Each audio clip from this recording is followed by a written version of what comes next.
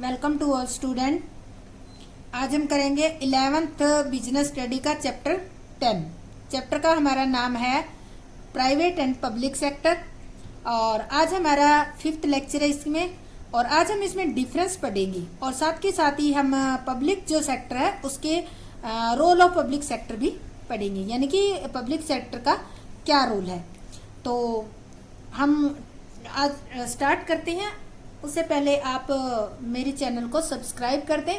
आपको नीचे red button दिख रहा होगा सब्सक्राइब का, तो उस पर आप एक बार क्लिक जरूर कर दें ताकि आपको जो भी मैं वीडियो डालूं तुरंत आपको मिल जाए। तो आज का टॉपिक हम करेंगे comparative study of various public enterprises. जो हमारे पब्लिक एंटरप्राइजेस होते हैं वो हमने पीछे के लेक्चर में पढ़े हैं। कौन कौन से होते हैं? हमने 3 पढ़े थे, डिपार्टमेंटल अंडरटेकिंग, पब्लिक कॉरपोरेशन और गवर्नमेंट कंपनीज। तो इन तीनों के बारे में हम कंपैरेटिव स्टडी करेंगे। कंपैरेटिव स्टडी मींस आपके पेपर में डिफरेंस भी आ सकता है, तुलनात्मक अध्ययन भी कह सकते हो। तो ये सारी चीजें जो है वो इनके अंदर हम डिटेल से स्टडी करेंगे। तो या हम ये कह लें कि एक ही नज़र में एक ही जगह रखकर तीनों को स्टडी करेंगे एक ही पॉइंट ऑफ व्यू से। तो सबसे पहले हम लेते हैं स्थापना। स्थापना जो है डिपार्टमेंटल अंडरटेकिंग सरकार द्वारा एक सरकारी विभाग के रूप में की जाती है। और पब्लिक कॉरपोरेशन की इसकी संसद या राज्य विधानसभा के विशेष अधिनियम के द्वारा की जाती है। ठीक है। गवर्नमेंट कंपनी भारतीय कंपनी अधिनियम 1956 के प्रावधानों के अनुसार इनकी स्थापना होती है। इसके बाद आता है स्वामित्व। स्वामित्व अनिवार्यतः पूर्ण सरकारी स्वामित्व होता है, यानी कि जो डिपार्टमेंटल अंडरटेकिंग होता है पूर्ण रूप से सरकार के अंडर होता है। और पब्लिक कॉरपोरेशन अनिवार्यतः पूर्ण स्वामित्व होता है, पब्लिक कॉरपोरेशन पे भी होता है। पर कंपनी की बात आती है, गवर्नमेंट कंपनी की बात आती है, तो इसमें कम से कम 51% सरकारी स्वामित्व होता है। तो देखो, केवल कंपनी जो है उसी में ही केवल 49% कैपिटल प्राइवेट लोगों की लगी होती है और सरकार का कितने लगी होती है? 51%। कहने को ये होता है कि जिस भी बिजनेस में 51% कैपिटल लगी होती है वही उसकी रियल ओनर मानी जाती है। इसके बाद आता है मैनेजमेंट, प्रबंध। संबंधित मंत्रालय के द्वारा किया जाता है, यानी कि जो भी मंत्रालय है वो इसका प्रबंध करेगा। और पब्लिक कॉरपोरेशन का सरकार द्वारा मनोनीत संचालकों द्वारा किया जाता है। और गवर्नमेंट कंपनी का निजी व्यक्ति भी संचालक हो सकते हैं। क्यों हो सकते हैं? क्योंकि गवर्नमेंट की कैपिटल होती है 51%, 49% होती है प्राइवेट कैपिटल लगी होती है। तो इस कारण से जो प्राइवेट कैपिटल लगाते हैं वो भी अपना एक संचालक नियुक्त करते हैं। इसके बाद आती है वित्त संसाधन, पूंजी के जो संसाधन होते हैं वो पूर्णतः सरकार द्वारा सामान्य बजट के माध्यम से जनता से ऋण लेने पर प्रतिबंध होता है। इसके जो पूंजी का प्रबंध किया जाता है वो बजट पास होता है। आपने सुना होगा, देखा होगा, फरवरी के एंड में बजट पास होता है, उस बजट के माध्यम से किया जाता है। और जो डिपार्टमेंटल अंडरटेकिंग है वो कभी भी जनता से ऋण नहीं ले सकते, प्रतिबंध होता है। जो हमारी पब्लिक कॉरपोरेशन होती है पूर्ण सरकारी पूंजी, लेकिन जनता से ऋण लेने पर प्रतिबंध नहीं है। पूर्ण रूप से सरकारी पूंजी तो लगी होती है, पर अगर कॉरपोरेशन को जरूरत होती है पैसे की तो वो पब्लिक से लोन या पब्लिक से पूंजी ले सकती है। और गवर्नमेंट कंपनी है, सरकार व जनता दोनों से पूंजी ऋण प्राप्त आसानी से कर सकती है, उस पर कोई रिस्ट्रिक्शन नहीं है। नियुक्तियां, सभी कर्मचारी सरकारी कर्मचारियों के रूप में होते हैं। डिपार्टमेंटल अंडरटेकिंग के जितने भी एम्प्लॉय होंगे वो सरकारी एम्प्लॉय, गवर्नमेंट एम्प्लॉय कहलाएंगे। और पब्लिक कॉरपोरेशन होते हैं, नियुक्तियां निगमों द्वारा स्वयं के नियमों के आधार पर की जाती है, यानी कि जो पब्लिक कॉरपोरेशन होते हैं वो अपने स्वयं के नियम बनाते हैं और वो खुद अपने नियमों के अकॉर्डिंग ही नियुक्तियां करते हैं। इनके जो कर्मचारी होते हैं, स्टाफ सरकारी कर्मचारी की श्रेणी में नहीं आता। इसके बाद है कंपनीज। नियुक्तियां कंपनियों स्वयं के नियमों के आधार पर होती है और इसमें भी स्टाफ सरकारी कर्मचारियों की श्रेणी में नहीं आते। जो सरकारी कंपनी है वो भी नियुक्तियां जो है अपने अलग से रिक्रूटमेंट करती है, वो अपने उनके खुद के नियम होते हैं। और कंपनी और पब्लिक कॉर्पोरेशन के जो कर्मचारी होते हैं वो सरकारी कर्मचारी नहीं कहलाते। सरकारी कर्मचारी कौन से कहलाते हैं? केवल डिपार्टमेंटल अंडरटेकिंग के कर्मचारी ही कहलाते हैं। इसके बाद आता है पृथक वैधानिक अस्तित्व। पृथक वैधानिक अस्तित्व नहीं होता, क्योंकि गवर्नमेंट का होता है तो गवर्नमेंट और डिपार्टमेंटल अंडरटेकिंग को एक ही माना जाता है। और पब्लिक कॉर्पोरेशन का पृथक वैधानिक अस्तित्व होता है और सरकारी कंपनी का भी पृथक वैधानिक अस्तित्व होता है। इसके बाद नेक्स्ट आता है हमारा नेक्स्ट पॉइंट है 7, प्रशासनिक स्वतंत्रता। प्रशासनिक स्वतंत्रता नहीं होती, क्योंकि यह मंत्रालय के अधीन होता है और मंत्रालय का जो मंत्री होता है उसी की देखरेख में ये चलाया जाता है। तो इस कारण से इसमें प्रशासनिक स्वतंत्रता नहीं होती, पॉलिटिकल इंटरफेरेंस होती है। कुछ प्रशासनिक स्वतंत्रता होती है, पब्लिक कॉर्पोरेशन में कुछ हद तक होती है। और जो कंपनीज होती है, सरकारी कंपनी होती है, उसमें जो प्रशासनिक स्वतंत्रता है वो ज्यादा होती है। उपयोगिता, यानी कि ये कॉर्पोरेशन कब कब स्थापित करने चाहिए।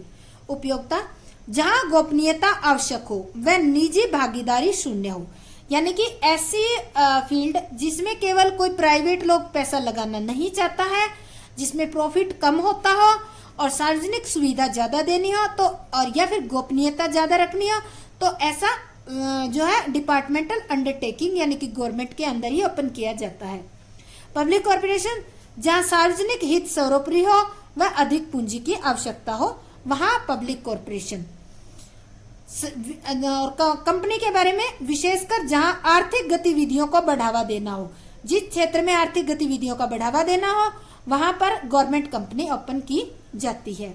उदाहरण देंगे पब्लिक और ये हमारे डिपार्टमेंटल अंडरटेकिंग के उदाहरण है डाक तार विभाग, भारतीय रेलवे, युद्ध सामग्री कारखाना।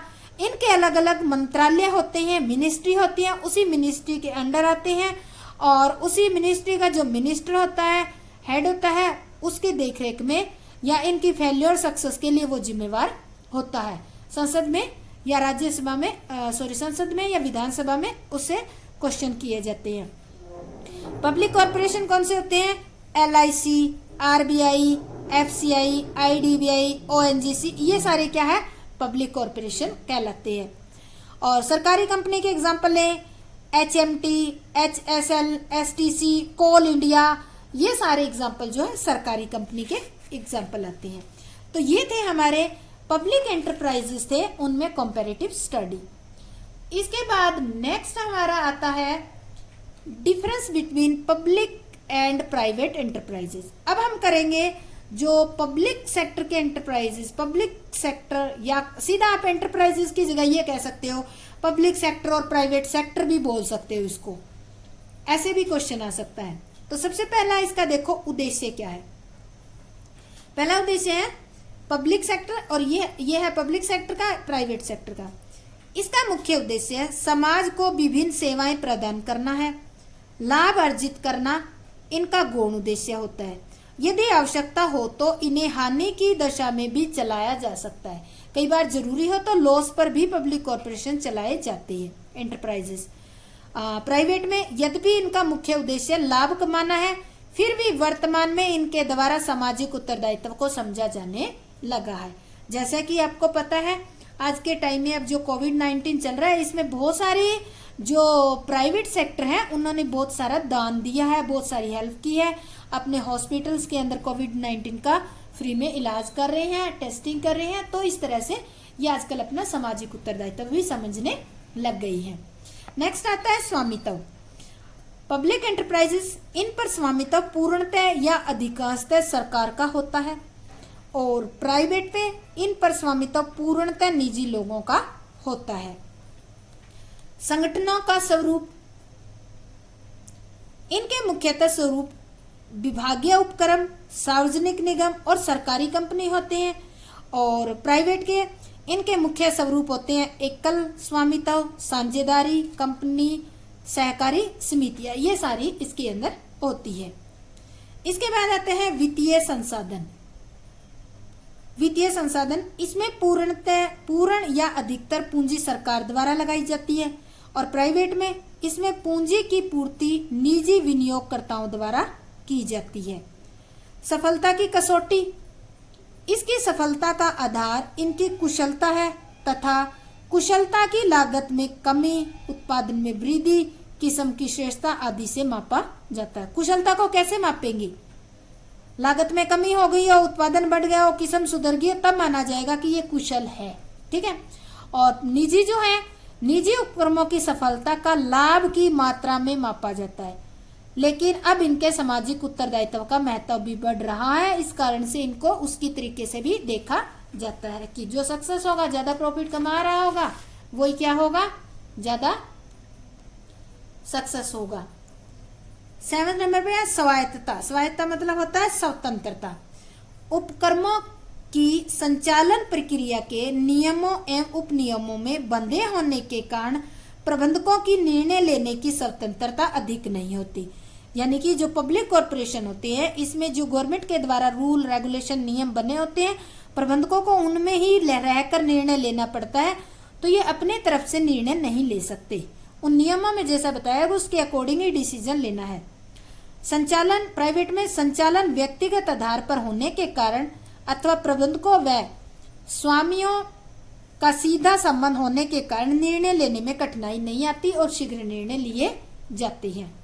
कार्य क्षेत्र, ये उपक्रम सार्वजनिक दृष्टि से महत्वपूर्ण, अधिक जोखिम वाले व अधिक पूंजी की आवश्यकता वाले उद्योगों में स्थापित किए जाते हैं और ये जो है निजी उपक्रम हर उस क्षेत्र में लगाए जाते हैं जिसमें अधिक से अधिक लाभ एवं विकास के अवसर उपलब्ध होते हैं।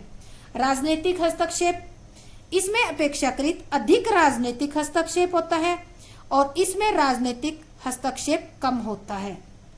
प्रबंध, इनका प्रबंध सरकार द्वारा मनोनीत अधिकारियों की सहायता से सरकारी निर्देशों के अनुसार किया जाता है और इनका प्रबंध स्वयं व्यवसाय के स्वामियों द्वारा अथवा अंशधारियों द्वारा मनोनीत संचालक मंडल के निर्देशन में किया जाता है। तो इस तरह से ये थे हमारे पब्लिक और प्राइवेट जो सेक्टर है उसमें डिफरेंस लगा लो या कंपैरेटिव स्टडी।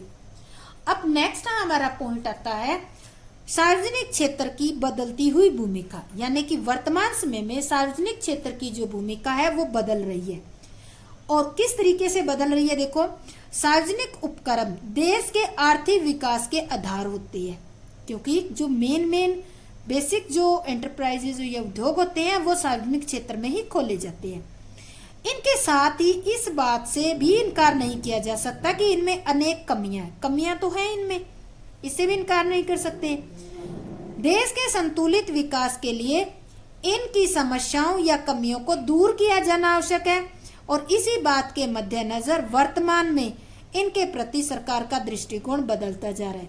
सार्वजनिक क्षेत्र के ढांचे में आमूलचूल परिवर्तन किए जा रहे हैं और सरकार द्वारा उठाए गए कुछ कदम इस प्रकार है जिससे सरकार सार्वजनिक क्षेत्र जो है उसकी भूमिका बदल रही है। तो इसके कौन कौन से कदम हैं? देखो, reducing the number of reserve industry, आरक्षित उद्योगों की संख्या में कमी, यानी कि सन 1991 से पहले 17 ऐसे उद्योग थे जिन्हें केवल सार्वजनिक क्षेत्र में ही चलाया जा सकता था। 17 उद्योग थे जिनको केवल सार्वजनिक क्षेत्र में ही चलाया जा सकता था। अब ये संख्या घटकर कितनी रह गई? 3। कौन कौन सी है 3 उसमें से? परमाणु शक्ति, हथियार और रेल यातायात। रेल यातायात में भी आजकल क्या एक्सपेरिमेंट हो रहा है, निजी तेजस वगैरह एक रेल चलाई गई है प्राइवेट, अगर वो सक्सेसफुल होती है तो ये भी प्राइवेटाइजेशन में आने की संभावना है इसकी भी। इसके बाद है प्रोफेशनल मैनेजमेंट, पेशेवर प्रबंधक। सार्वजनिक उपक्रमों में प्रबंधकीय अकुशलता को समाप्त करने के लिए आईएएस अधिकारियों के स्थान पर पेशेवर प्रबंधकों की नियुक्ति की जाने लगी है। तो देखो, पहले जो थे आईएएस अधिकारी ही उसको प्रबंध करते थे, आजकल उनकी जगह पर जो प्रोफेशनल जो मैनेजर होते हैं उनको अपॉइंट किया जाने लगा है, इसमें इनको अच्छे ढंग से चलाने के लिए। Implementing memorandum of undertaking, MOU. MOU क्या है? एमओयू अवधारणा लागू करना, ये ध्यान से समझना। सरकार सार्वजनिक उपक्रम के लिए निष्पादन लक्ष्य निर्धारित करती है। निष्पादन लक्ष्य मतलब जो सरकार होती है वो अपना जो भी सार्वजनिक उपक्रम होता है उसके लिए निष्पादन मतलब एक टारगेट निर्धारित करती है और उस लक्ष्य तक पहुंचने के लिए पर्याप्त स्वतंत्रता भी प्रदान करती है तथा वांछित सफलता प्राप्त न होने पर उपक्रम के प्रबंधकों को उत्तरदायी ठहराया जाता है। यानी कि सरकार भी क्या देती है, इन उपक्रमों को टारगेट देती है और उनको उस टारगेट को पूरा करने उपक्रमों को टारगेट देती है और उनको उस टारगेट को पूरा करने के लिए कुछ छूट देती है। और अगर वो टारगेट अचीव नहीं करते तो इसके लिए रिस्पॉन्सिबल कौन होंगे? जो मैनेजर है वो होंगे। तो एमओयू के माध्यम से वायदे एवं उत्तरदायित्व का निर्धारण किया जाता है, यानी कि मैनेजर को उत्तरदायी ठहराया जा सकता है। इसको एमओयू का मतलब, ठीक है। प्राइवेटाइजेशन ऑफ पब्लिक एंटरप्राइजेस, सार्वजनिक उपक्रमों का निजीकरण, ये क्या होता है? सरकार द्वारा सार्वजनिक उपक्रमों का निजीकरण करना सार्वजनिक क्षेत्र की बदलती भूमिका का एक अहम कदम है। जो सरकार है वो सार्वजनिक क्षेत्र है उसको क्या कर रही है? निजी लोगों के हाथों में दे रही है। निजीकरण का अभिप्राय है सार्वजनिक उपक्रमों के स्वामित्व प्रबंध को निजी क्षेत्र में हस्तांतरित करने से है। आजकल विनिवेश के माध्यम से निजीकरण पर अधिक जोर दिया जा रहा है। विनिवेश क्या होता है? जो सरकारी जो उद्योग होते हैं उनको प्राइवेट लोगों को बेच दिया जाता है। जब सरकारी उद्योग में पैसा गवर्नमेंट लगाती है तो उसको कहते हैं निवेश, और जब उस पूरी इंडस्ट्री को पब्लिक को बेच दिया जाता है तो उसको कहते हैं विनिवेश। तो आजकल इस पर गवर्नमेंट ज्यादा जोर दे रही है। इसके बाद आते हैं revival through board for industrial and financial reconstruction और BIFR, इसकी फुल फॉर्म याद कर लेना। ये है revival through board for industrial and financial reconstruction, औद्योगिक व वित्तीय पुनर्निर्माण बोर्ड द्वारा पुनरुद्धार करना। सरकार द्वारा सार्वजनिक क्षेत्र की बीमार इकाइयों को पुनः जीवित करने के उद्देश्य से BIFR की स्थापना की गई है। यानी कि सरकार ने एक बोर्ड बनाया है जिसका नाम है BIFR। इस बोर्ड के द्वारा जो इकाइयां बीमार है, जो उद्योग बीमार है, उनको रिकंस्ट्रक्ट करने के लिए फाइनेंस प्रोवाइड किया जाता है। Provisions of national renewal fund, NRF, national renewal fund का प्रावधान, ये किस लिए बनाया गया है? आप इनकी फुल फॉर्म याद कर लेना। NRF क्या है? सार्वजनिक क्षेत्र के कर्मचारियों के हितों की सुरक्षा हेतु, क्या कह रहे हैं? सार्वजनिक क्षेत्र के कर्मचारियों की हितों की सुरक्षा हेतु सरकार द्वारा NRF की स्थापना की गई है, ठीक है। इस फंड की स्थापना फरवरी 1992 में की गई थी और इस फंड का उद्देश्य मुख्यतः उन कर्मचारियों की सहायता करना है जो या तो अतिरिक्त यानी कि सरप्लस हो गए हो, या फिर वो घोषित कर दिए गए हो, या फिर वो सेवानिवृत्ति ले लेते हैं अपनी मर्जी से, ठीक है। मर्जी लिखती हूँ मैं, ऐच्छिक जिसको कहते हैं, मर्जी से सेवानिवृत्ति ले लेते हैं, तो उनकी हेल्प करने के लिए ये फंड बनाया गया है। तो ये थे हमारे सार्वजनिक क्षेत्र की बदलती हुई भूमिका में कौन कौन से कदम उठाए जा रहे हैं। अब आता है हमारा तीसरा सेक्टर, ज्वाइंट सेक्टर, मिश्रित क्षेत्र क्या होता है?